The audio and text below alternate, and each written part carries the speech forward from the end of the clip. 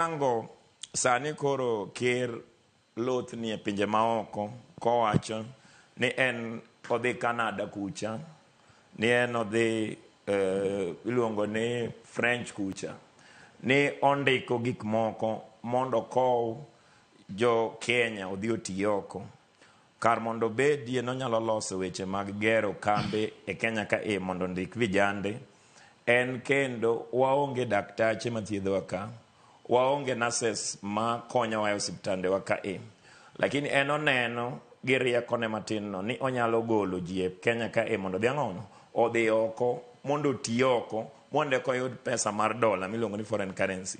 Koro e weche mag policies mag Kenya Kwanza gin policies molok upside down, mok nyal konyo jodalawa ma Kenya ka. In fact, policies go konyo mana jok maoko in terms of development country. Koro kwanyalo wacho ni ker